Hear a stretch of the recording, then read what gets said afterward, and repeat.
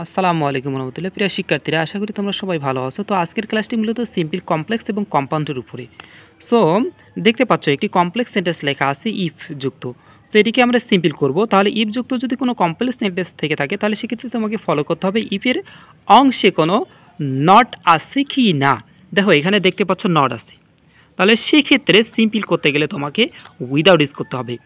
এছাড়াও ইফের জায়গায় যদি কখনো আনলেস থেকে থাকে, আনলেস মানে যদি না, তোমরা জানো আনলেস মানে হচ্ছে যদি না, সো সেটিও নেগেটিভ, সেটিও যদি থাকে সেক্ষেত্রে আমরা সিম্পল করার সময় উইদাউট ইউজ করব। আর ইফের পরে যদি নট না থেকে থাকে অথবা আনলেস যদি না থাকে, অর্থাৎ শুধুমাত্র ইফ যদি থাকে এরপরে কোনো নেগেটিভ ওয়ার্ড যদি থেকে না থাকে তাহলে সেক্ষেত্রে আমরা বাই দিয়ে সেটিকে সমাধান করব। সো আমরা এখানে প্রথমে কি করব, উইদাউট ইউজ করব।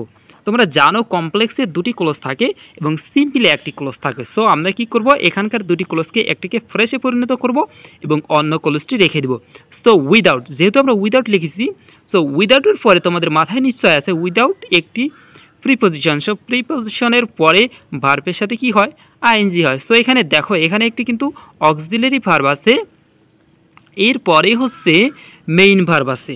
সো আমরা কি করব, মেইন ভার্বকে নিয়ে আসবো। সো উইদাউট ওয়ার্ক, এর সাথে কি হবে, আইএনজি হবে। সো উইদাউট ওয়ার্কিং, এরপর আমরা কি করব, কমা দিয়ে সেটিকে আলাদা করে নিব। এর পরের যে ক্লোজটি আছে ইউ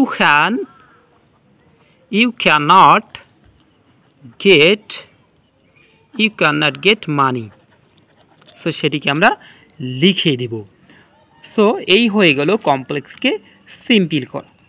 এরপরে দেখো এটিকে যদি তুমি কম্পাউন্ড করতে চাও তাহলে মনে রাখবে যে কম্পাউন্ড করার ক্ষেত্রে ইফযুক্ত সেন্টেন্সে যদি নট থাকে অথবা আনলেস দিয়ে যদি কমপ্লেক্স সেন্টেন্সটি শুরু হয় তাহলে কম্পাউন্ডের সময় দুটি ক্লোজের মাঝখানে অর বসে, এবং যদি ইফের পরে নট না থেকে থাকে তাহলে সেক্ষেত্রে দুটি ক্লোজ কম্পাউন্ড করার সময় দুটি ক্লোজের মাঝখানে অ্যান্ড ইউজ করতে হয়।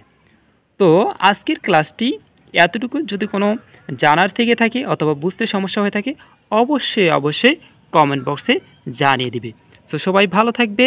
আসসালামু আলাইকুম ওয়া রাহমাতুল্লাহ।